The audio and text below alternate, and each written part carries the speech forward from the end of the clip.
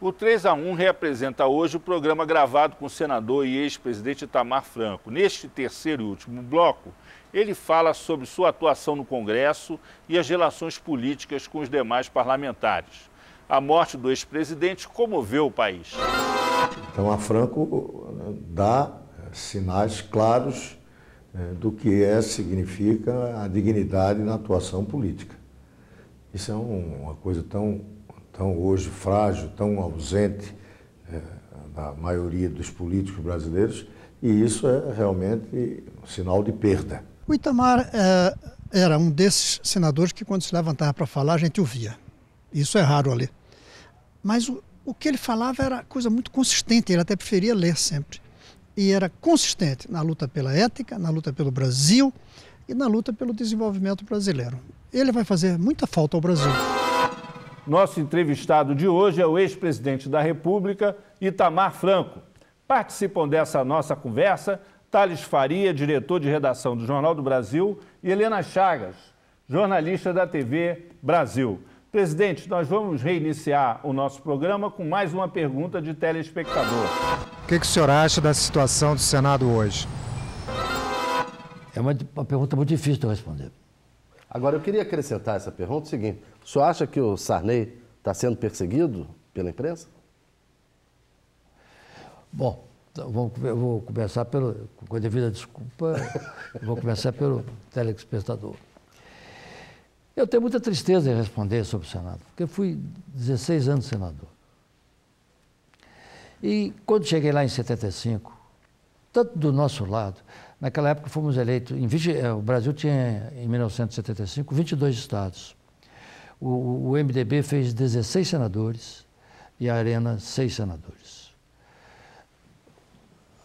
Logo em seguida, com esse resultado, o presidente não nos cassou. É preciso lembrar ao telespectador, naquela época, nós podíamos ter nosso mandato cassado em 10 segundos, 20 segundos, 30 segundos, ou em um dia, mas a cassação era imediata. Bastava falar alguma coisa na tribuna. Quantos deputados não foram cassados? Bom, mas eu cheguei lá no Senado, que eu considero o Senado em que fiz parte, e aí eu coloco até a situação, e nós que éramos oposição. Você tinha grandes homens na oposição, o Petrônio Portela, o Vigílio Távora, o Já Passarim, Eurico... Da situação. Eurico Rezende, Moacir Dalla, que teve um papel muito importante no registro da chapa, que ninguém fala mais, ninguém me pergunta, no registro da chapa aí do presidente Sarney e do presidente Tancredo. Do nosso lado, tínhamos lá um Montoro, um Brossard, o Saturnino, Nelson Carneiro e tantos outros, né? E lá eu estava no meio. Então, eu quero dizer, a quem me perguntou, esse era o Senado que eu conheci. Era o Senado da ética, o Senado da responsabilidade, o Senado que os grandes debates se constituíam quase que diariamente, e com um problema complicado, que era a possibilidade do presidente cassar, do presidente fechar o Congresso, como chegou a fechar o Congresso, por poucos dias, mas fechou. Porque o pacote de abril? Sim, porque não se aprovou a reforma do Judiciário, 77, o MDB não aceitou a reformulação que o governo mandou, então o presidente Geisel resolveu fechar por alguns dias o Congresso Nacional. Esse é o Congresso que eu participei. Era o Senado que eu conheci, né? De grandes debates. Debates entre os grandes discursos do senador Paulo Brossard, do Petrônio Portela, de Passarim, dos nossos aqui, do Nelson Carneiro, do Montoro, do Saturnino. Quer dizer, esse é o Senado que eu convivi. Então é muito difícil. Mudou, presidente? Eu até gostei da pergunta dele, mas é muito difícil eu responder. Pena que eu não posso perguntar a ele, porque isso eu gostaria de saber. Mas já houve até tiroteio no Senado. Teve senador que foi lá dar tiro em outro. Mas espera aí. O que eu quero saber, eu não tenho. Eu vou desconhecer o que está passando no Senado? Não. Parte do que está passando no Senado é culpa do presidente da República. Você que está me cobrando muito sobre o governo Lula, então me cobre isso, por favor, daqui a pouco. Thales. Eu afirmo aqui que parte do que está acontecendo no Senado é culpa do Senado, mas principalmente do senhor presidente da República. Pela interferência indevida que ele está fazendo no Congresso Nacional, o senhor presidente da República, e particularmente no Senado. O senhor quer dizer Mas o seguinte, eu quero que o Sarney só não saiu por causa do presidente da República, é isso? Olha, eu vou dizer o seguinte, as perguntas hoje, pensei que vocês fizeram aqui para só tomar cafezinho, comer pão de queijo, mas vocês estão querendo tirar minha pele, mas vamos lá. Tá bem. Mas as coisas exigem... Todo mundo passou por isso aqui, menos o Sarney, que não veio ainda, mas provavelmente virá. Não importa, não, eu não vou tagenciar. Quando eu tagenciar é porque eu preciso tagenciar. Mas a sua pergunta, erro do presidente Sarney, procurar o presidente Lula. O presidente do Congresso Nacional não tem que procurar o Executivo para resolver as questões internas do Parlamento, e particularmente da sua casa, que é o Senado da República. Ele procurou. O presidente disse, eu não votei nele, não sei o quê, mas por trás trabalha para a manutenção da defesa do presidente Sarney e coloca a sua tropa de choque lá. É o presidente que faz. E o presidente interferiu, que nem os militares fizeram. E todos aqui acompanharam, e particularmente, o seu pai, Carlos Chá, acompanhou bem o problema que foi o ciclo militar no Brasil. Nem os militares fizeram o que o governo está fazendo agora.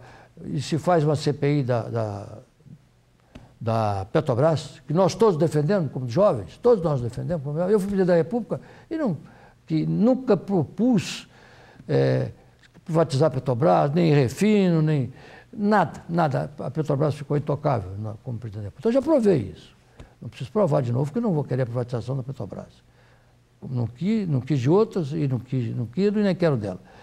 Mas o presidente da República levou 2 meses para deixar a sua bancada apoiar a CPI, e ao mesmo tempo qual foi o que se fez também quebrando, meu caro ouvinte que me perguntou sobre a crise do Senado. O Senado quebrou uma tradição, em que a oposição se presidia uma CPI, o relator era do governo. Se a oposição era a relatoria, o presidente era do governo. Meu caso, pessoal, o senador Brossard propôs a CPI do acordo nuclear, que era o doce de coco do presidente Geisel, naquela época. Os americanos haviam negado a tecnologia nuclear. Nem a ultracentrifugação, nem a difusão gasosa, eles não quiseram nos ensinar. O presidente Geisel, então, foi buscar na Alemanha, um chamado Jet Nose. Então, não vamos discutir nuclear aqui. Mas é um ponto que a oposição vai ter que estudar. Vai ter que estudar para debater com essa ministra aí. O problema nuclear é um dos pontos basilares de uma grande discussão que poderá vir aí na campanha de 2010. Pois bem, naquela época, eu presidia a CPI nuclear. E o regime era militar, o presidente era o Geisel. E o primeiro relator foi o senador Japassarim. Agora não, o presidente é do governo, o relator é do governo. E tudo aí. Então, a interferência do executivo é manifesta. Eu peço a esse ouvinte também que examine a atuação que o presidente da República faz no Congresso Nacional. Agora, de certo modo, agora me pergunta, a sucessão de 2010 ela não está interferindo no que seriam as atividades parlamentares normais e provocando uma radicalização política precoce no processo? E quem que está fazendo isso? Quem é que pôs uma candidata já praticamente disputando a eleição? Como é que ela vai dizer que não é candidata? Ela precisa, eu já disse, ela precisa tomar areia nos olhos. Para tomar areia nos olhos, ela tem que correr o país. E ela já é candidata. Pergunte a qualquer brasileiro que a conhece se ela não é ou não é candidata. Quem é que está impondo a candidatura fora de hora? Até o seu partido. É o atual presidente da República. Porque da oposição, eu acabei de dizer, a oposição não tem norte, a oposição não tem candidato. Hoje, acho que hoje tem o candidato que é o Aécio. Também está se colocando como candidato. Mas não está fazendo a campanha, não tem ninguém atrás do Aécio. Presidente, assim, por coincidência, embora o presidente Lula fale muito em uma ruptura, assim, em termos históricos, a partir do governo dele, o fato é que velhos ou antigos protagonistas da história brasileira estão de volta à cena política atual. O senhor, por exemplo, está voltando com tudo. O ex-presidente Fernando Collor essa semana foi protagonista nos debates mais acirrados no Senado. Como o senhor avalia? O senhor acha isso bom ou ruim? Como ficou a sua relação? O senhor foi vice do Fernando Collor. O senhor depois reconciliou com ele, como os outros políticos? Para mim, esse assunto está tão ultrapassado, tão distante da minha vida. Esse bate-boca do seu amigo Renan Calheiros com o não tão seu amigo assim, Tasso Gereissati? O Renan é meu amigo e o Tasso Gereissati não é meu amigo. Também, hoje eu não vou brigar com você. Mas... Sim, mas em relação ao bem. Senado... Eu até sou amigo do Renan e não tenho muita amizade com o Tasso. Realmente não tenho muita... Com o Renan, eu convivi com o Renan. Né? Podia dizer aqui, eu convivi com o Renan. E o Collor? Eu acho que a cena foi degradante. Ela maculou a história do Senado, que é uma história muito bonita. Aí é que eu sinceramente, eu gostaria de ter ouvido o ouvinte. Até que ponto, Thales, quem sabe você pode me responder, até que ponto o que está se passando tristemente no Senado da República, a quem eu servi durante 18 anos. Aqui, quando menino, a gente falava no Senado da República, a gente imaginava o cheio todo de barba, quase que um mestre, né? A gente chegava até com medo. Aí o meu grupo foi o grupo mais novo que chegou naquele momento ao Senado da República. Que eu não sei, eu gostaria de saber. Como é que está chegando essa informação? Como é que determinada parcela da opinião pública está recebendo o que se passa no Senado? Sinceramente, eu não sei. Eu sei onde eu estou, eu já escuto, em função disso, o que é triste. O chefe diz assim, para que Senado?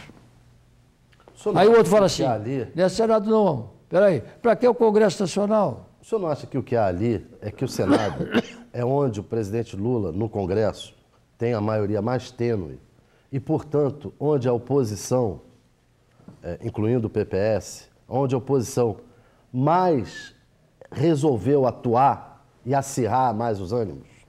A oposição tem que atuar, ué.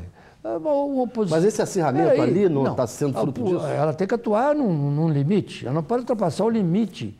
Não é o limite do regimento, não, é o limite da decência parlamentar, do respeito ao povo, que nós senadores estamos ali pelo que o povo nos indicou. Presidente, como o senhor, que é um ex-presidente da República, outros ex-presidentes estão voltando à cena política atual. Como é o caso, por exemplo, do presidente Fernando Collor de Mello, que...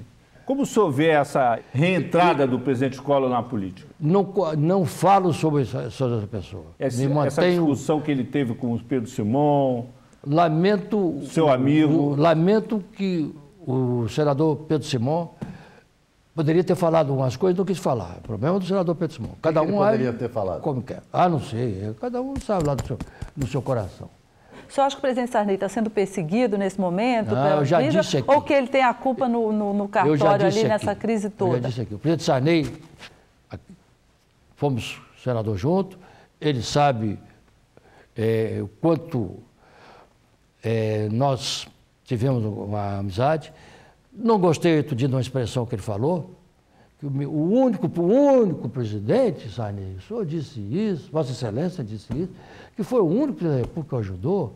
Por favor, olhe um pouquinho para o céu, faça uma meia-culpa, que isso não é verdade. Não é verdade.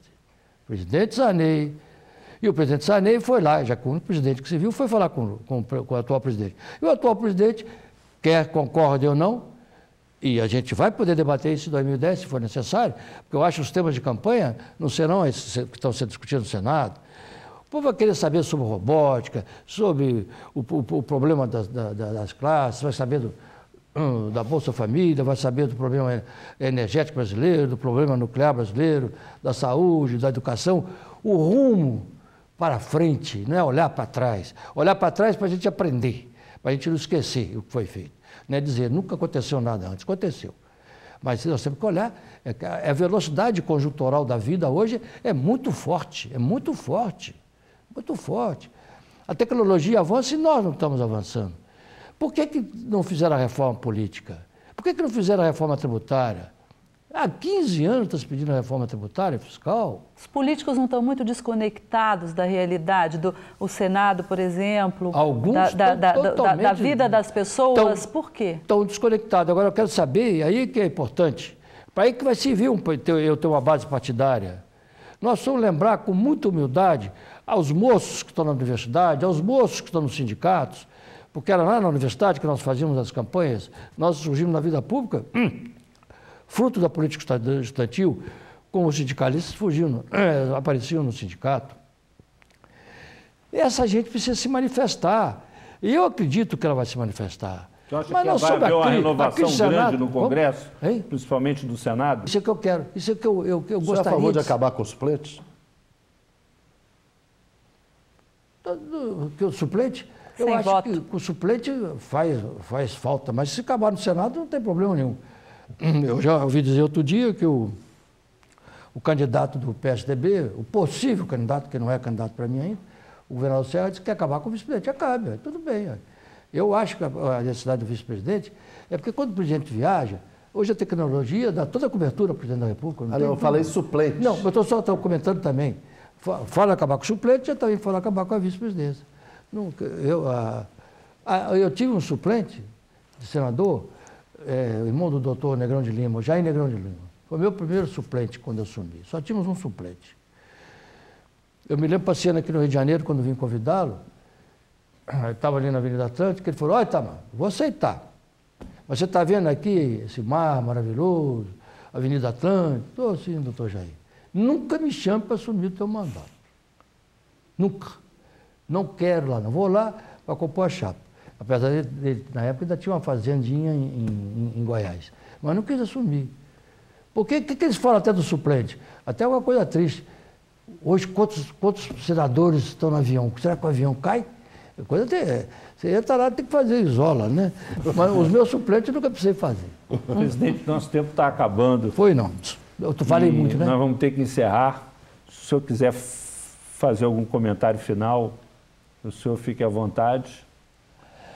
Não, eu só primeiro queria agradecer à nossa querida Helena, ao nosso querido jornalista, Thales, e ao meu prezado interlocutor. Porque vocês, desculpe falar para vocês, estão me dando uma grande oportunidade que raramente eu a tenho. Porque no Brasil, quando a gente perde o mandato, quando a gente sabe que tem que entregar o mandato, porque isso faz parte do Estado de Direito, faz parte da democracia, nós não podemos ficar presos aos palácios. E eu aprendi em Minas e no meu lar que não tem que ficar preso a palácio, não ficar... Acabou, saiu e vim embora. Mas a verdade é que nós passamos até o esquecimento. Está se conseguindo aqui no Brasil, no momento, nós temos uma sociedade altamente reivindicante, temos, mas também ela está sendo individualizada. E nós precisamos quebrar esse individualismo e fazer com que o povo trabalhe mais uma vez, como já fez muito tempo nesse país, coletivamente, que pense no coletivo. O individual está bem, mas pense mais no coletivo. Se nós pensarmos mais no coletivo, se os moços acordarem, abrirem as suas portas, as suas janelas, como dizia o poeta, particularmente os moços e as moças, nós vamos poder renovar a política nacional, vamos poder renovar a presidência da República, vamos poder renovar o Congresso Nacional. Mas, para isso, é preciso que haja realmente uma participação muito grande, particularmente dos jovens brasileiros. Bom, presidente, nós vamos ter que encerrar. Agradecemos a participação do jornalista Thales Faria, diretor de redação do Jornal do Brasil, da jornalista Helena Chagas, da TV Brasil, do ex-presidente da República, doutor Itamar Franco, que nos deu a honra de participar do 3-1 aqui na TV Brasil.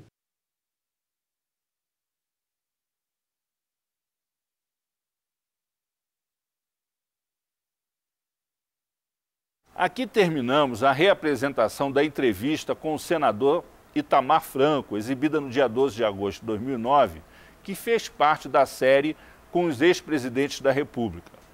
O programa 3-1 volta na próxima semana. Boa noite e até lá!